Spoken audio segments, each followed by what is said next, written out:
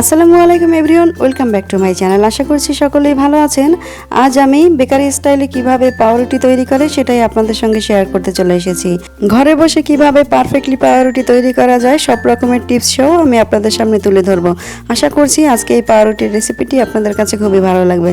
ভালো লাগলে কিন্তু অবশ্যই একটি লাইক দিবেন, চ্যানেলটাকে সাবস্ক্রাইব করে পাশে থাকা বেল বাটনটি ক্লিক করে দিবেন, যাতে করে নতুন কোনো ভিডিও আপলোড দিলে সর্বপ্রথমে আপনিই দেখতে পান। চলে যাচ্ছি পাউরুটিটি তৈরি করার জন্য। সেজন্য আমি একটি বলে প্রথমে নিয়েছি 1 কাপ দুধ। দুধটা আমি খাঁটি গরুর দুধ নিয়েছি, আপনারা চাইলে কিন্তু পাউডার মিল্ক এটা পানিতে গুলে ইউজ করতে পারেন। এখন এর ভেতরে দিয়ে দিচ্ছি আমি 1/4 কাপ চিনি। চিনি আর দুধটা প্রথমে আমি নেড়েচেড়ে একটু মিশিয়ে নিব। এমনভাবে মেশাতে হবে যাতে করে দুধের ভেতরে চিনিটা গলে যায়। চিনিটা গলে গেলে আমি এর ভেতরে দিয়ে দিচ্ছি 2.5 টিস্পুন ইস্ট। ইস্টটা দেওয়ার পরে আমি আবার একটু মিশিয়ে নিব। ইস্টের পরিমাণটা কিন্তু ঠিক রাখবেন, তা না হলে কিন্তু ইস্টের একটা গন্ধ আসবে, সেটা কিন্তু খাওয়া যাবে না। ইস্টটা দেওয়ার পরে আবার একটু নেড়েচেড়ে মিশিয়ে নিচ্ছি, তারপরে দিয়ে দিচ্ছি স্বাদ মতো লবণ। আপনারা যদি ঘরে বসে পারফেক্টলি এরকম পাউরুটি তৈরি করতে চান তাহলে কিন্তু শুরু থেকে শেষ অবধি ভিডিওটি দেখতে হবে, তা না হলে যে মাঝে মাঝে আমি টিপসগুলো শেয়ার করব সেগুলো কিন্তু আপনি মিস করবেন। দিয়ে দিচ্ছি 1.5 কাপ ময়দা। এখন আমি একটি স্প্যাচুলার দিয়ে একটু ভালো করে মিশিয়ে নিব। মেজারমেন্ট কাপ অনুযায়ী ডোটা একটু শক্ত কিংবা নরম হতে পারে। শক্ত হলে কোনো সমস্যা নাই, সামান্য একটু দুধ দিয়ে আপনি ঠিকঠাক করে নিতে পারেন, অথবা যদি নরম হয়ে যায় তাহলে কিছু ময়দা দিয়ে আপনি শক্ত করে নিতে পারেন, তাতে কোনো সমস্যা হবে না।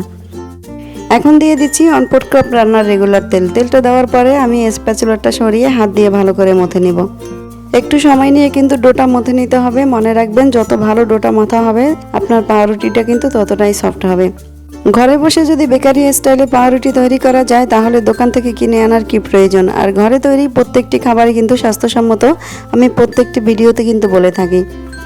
দর্শক, আপনি যদি এখনও আমার চ্যানেলটাকে সাবস্ক্রাইব করে না থাকেন, প্লিজ আমার চ্যানেলটাকে সাবস্ক্রাইব করে রাখুন নতুন নতুন ভিডিওর আপডেট পাওয়ার জন্য। ডোটা কিন্তু আমি হাতের প্রেসার দিয়ে দিয়ে তারপরে মথে নিয়েছি। এবার ডোটা একটি বলের মতো করে বাটিতে বসিয়ে দিয়েছি। এখন একটু সামান্য পরিমাণ তেল দিয়ে উপরটা লাগিয়ে নিচ্ছি, যাতে করে ডোটা ড্রাই হয়ে না যায়। তেলটা লাগিয়ে নেওয়ার পরে আমি একটি মোটা টাওয়াল দিয়ে উপরটা ঢেকে দিচ্ছি। এবার একটি ভারী একটা প্লেট দিয়ে উপরটা আমি চাপা দিয়ে রাখছি, যাতে করে কোনো রকম বাতাস ভেতরে না ঢুকতে পারে। ডোটা যেন তাড়াতাড়ি অ্যাক্টিভ হয়ে যায়, সেজন্য আমি ফুটন্ত গরম পানির উপরে বাটিটা বসিয়ে দেব। এখন আমি রেস্টে রেখে দিচ্ছি 1 ঘন্টার জন্য। 1 ঘন্টা পরে ঘুরে আসছি।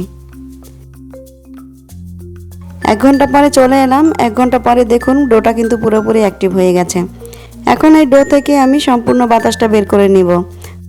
ডোটা অ্যাক্টিভ হতে সম্পূর্ণ 1 ঘন্টা সময় লেগেছে আমার। আপনাদের ডোটা হয়তো একটু কম কিংবা বেশি সময় লাগতে পারে, এটা সম্পূর্ণ ইস্টের উপরে ডিপেন্ড করবে।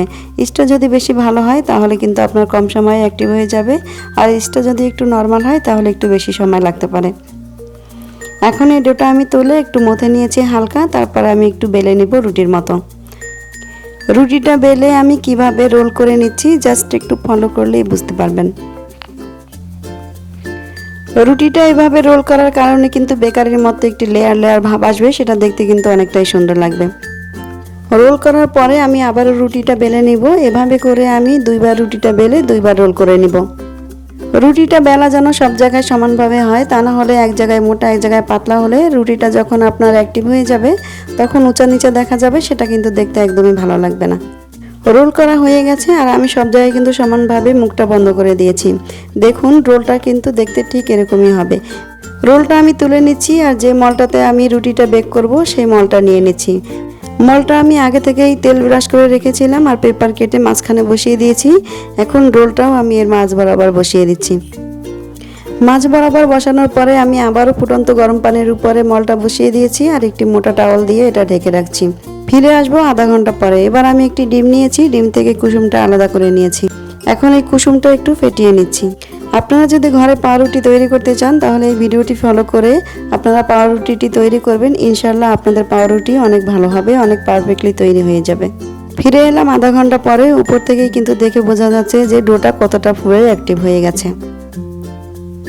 এখন আগে থেকে যে ডিমটা আমি ফেটিয়ে রেখেছিলাম সেটা আমি উপরে ব্রাশ করে দিচ্ছি, এতে করে কালারটা কিন্তু উপরে অনেকটা ভালো দেখা যাবে। দর্শক, আমার চ্যানেলে কিন্তু আরও অনেক মজার মজার রেসিপি দেওয়া আছে, চাইলে কিন্তু আমার চ্যানেল থেকে ঘুরে ভিডিওগুলো দেখে নিতে পারেন। আশা করছি আমার চ্যানেলের ভিডিওগুলো আপনাদের কাছে খুবই ভালো লাগবে। এখন চলে যাব রুটিটি বেক করার জন্য। সেজন্য আমি হাঁড়ি আগে থেকেই চুলায় বসিয়ে 10 মিনিটের জন্য প্রিহিট করে রেখেছিলাম। সেটার মাঝখানেই আমি এখন দিয়ে দিব সাদা কাগজ। যে কোনো কাগজ দিলেই হবে ভেতরে, তাতে কোনো সমস্যা নেই। এই কাগজটা দেওয়ার কারণে কিন্তু কালারটা অনেক ভালো আসবে, রুটিটা দেখতে কিন্তু অনেকটাই ভালো লাগবে। এর মাঝে আমি এখন একটি স্ট্যান্ড বসিয়ে দিচ্ছি, তারপরে আমি রুটিটাও বসিয়ে দিচ্ছি। রুটিটা বসানোর পরে আমি একটি ঢাকনা দিয়ে ঢেকে রাখবো, আর ঢাকনায় যে ছিদ্রটি রয়েছে সেটাও আমি এখন বন্ধ করে দিব। চুলার জালটা 20 মিনিট মিডিয়াম টু লো হিটে রেখে রুটিটা আমি বেক করে নিব। তারপরে একটু দেখিয়ে দিচ্ছি যে চুলার আঁচটা আমি কতটুকু হিটে রেখেছি। ফিরে আসছি 20 মিনিট পরে। 20 মিনিট থেকে কিন্তু বেশি বেক করা যাবে না, তাহলে কিন্তু রুটিটা নিচ থেকে পুরো শক্ত হয়ে যাবে। ফিরে এলাম 20 মিনিট পরে। 20 মিনিট পরে কিন্তু রুটিটা একদম হয়ে গেছে, আর কালারটা কিন্তু দেখতে অনেক সুন্দর লাগছে। এখন আমি এটা তুলে নিচ্ছি। আমি কিন্তু রুটিটা একদমই ঠান্ডা করিনি, এই গরম গরম অবস্থায় রুটিটি আমি পরিবেশন করে নেব। সামান্য একটু ট্যাপ করে নিব, তারপরে রুটিটা বের করে নিব। এখন রুটিটা আমি দুই সাইড থেকে ছুরি দিয়ে একটু ছাড়িয়ে নিব, এতে করে রুটিটা খুব ইজিভাবে বের হয়ে যাবে। এই সুন্দর পাউরুটি আপনিও কিন্তু তৈরি করতে পারেন যদি আপনি শুধু ইস্টটা কিনে নিয়ে আসতে পারেন। ইস্টটা কিন্তু আপনি যে কোনো মুদি দোকানে পেয়ে যাবেন, আর ঘরে কিন্তু সবারই এখনকার দিনে অ্যাভেলেবেল চিনি ময়দা থাকে, তাই আপনি খুব সহজেই কিন্তু এই পাউরুটিটি তৈরি করে নিতে পারেন। আমি একটু ট্যাপ করেই কিন্তু রুটিটা তুলে নিয়েছি। এখন উপরে যে কাগজটা আমি দিয়েছিলাম সেটাও তুলে নিচ্ছি। কাগজটা তুলে আমি আপনাদেরকে দেখিয়ে দিচ্ছি যে রুটিটা কতটা পারফেক্টলি ভাবে তৈরি হয়ে গেছে।